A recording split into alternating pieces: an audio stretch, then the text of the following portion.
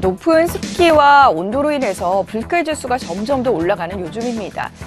폭염주의보가 내려지기 지금 일수죠. 올여름 유독 길게 이어지는 폭염의 영향으로 작년에 1.5배 수준인 1,500여 명이 온열 질환으로 응급실을 찾기도 했다고 하는데요. 자, 요즘 같은 폭염에 야외 작업은 더 곤욕스럽습니다. 야외 작업을 하던 근로자가 열사병과 같은 이런 온열 질환으로 쓰러졌다라고 한다면 과연 산재 처리가 될까요? 오늘은 그 관련 내용을 한번 살펴볼까 합니다. 자, 기온이 32도까지 올라갔던 2013년 어느 날 건설 현장에서 콘크리트 포장 작업을 하던 김모 씨가 쓰러졌습니다. 원인은 뇌출혈이었고요. 뇌출혈로 쓰러져서 병원으로 옮겼지만 결국 숨졌는데요. 과연 산재로 인정이 됐을까요? 자, 처음에 근로복지공단에서 업무상 재해로 볼 수 없다라는 결론을 내렸고요. 결국 유족들은 법원에 소송을 했습니다. 그리고 이 소송 끝에 법원에서는 김 씨의 사망과 업무 사이에 인과관계가 인정이 된다라면서 산업재해를 인정하고 나섰는데요. 법원 입장에서는 오히려 이 단시 최고기온 온도가 32도였고 콘크리트 포장 작업을 진행 중에 있었다면 체감 온도는 훨씬 더 높았을 것이다 라면서 이런 상황에 과로까지 겹치면서 뇌출혈이 발생했다 이렇게 판단을 하는 것입니다. 자, 여러분은 이 예를 통해서 어떤 기준인지 이해가 되시나요? 조금 더 세부적으로 살펴보도록 하겠습니다. 자, 산재보험법상 업무상 재해는 근로자의 업무 수행 중에 업무에 기인을 해서 발생하게 된 질병을 이야기를 합니다. 결국 이 업무와 사망의 원인이 된 질병 사이에 인과관계가 존재해야만 산재로 인정이 되는데요. 그렇지 않더라도 업무상 과로나 스트레스가 질병의 주된 발생 원인에 겹쳐져서 이 질병을 유발하거나 또는 악화시켰다라고 판단이 된다면 업무상 산업재해로 인정이 되는 것입니다. 반드시 의학적이고 자연과학적으로 명백한 증명이 돼야 되는 것은 아니고요.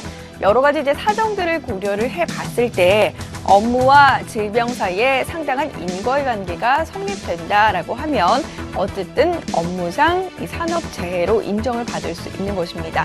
자, 다시 한번 강조를 하자면 근로자의 사망 원인이 되고 있는 질병의 주된 발생 원인이 업무 수행과 직접적인 연관이 있다라는 것을 설명을 하거나 두 번째, 업무상의 과로나 스트레스의 질병의 주된 발생 원인과 스트레스가 겹쳐서 이렇게 이 질병이 더욱더 악화됐다라는 그 인과관계가 성립이 된다면 업무상 재해로 인정이 되는 것입니다. 자, 그렇다 보니 건강 상태 또한 업무상 재해에 있어서 굉장히 중요한 요소가 되고 있는데요. 평소 질병을 알았는지 그 여부가 산재 인정에 있어서 가장 중요한 고려 요소가 되고 있습니다. 만약 사업자에게 손해배상 책임까지 물리기 위해서는 사업자가 근로자의 과로를 강요했거나 또는 더위를 피하는 시설을 갖추지 않은 것 같은 구체적인 증거를 제시해야만 이 업무상 그 손해배상 책임까지 물릴 수가 있고요.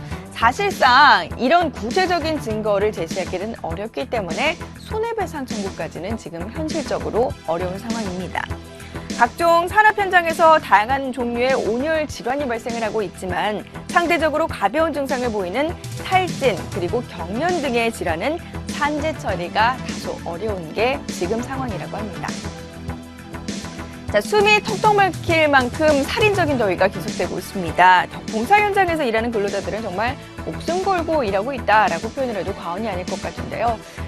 실제로 그 공사 현장에서 일하는 근로자들 같은 경우에는 너무 덥고 그리고 이런 더위에 지치는 스트레스와 과로 현상이 온다고 할지라도 특별히 심각하게 아픈 상황이 아닐 경우에는 잘 참는 모습을 보여줘야만 더욱더 일을 많이 받을 수 있기 때문에 참는 경우가 대다수라고 합니다.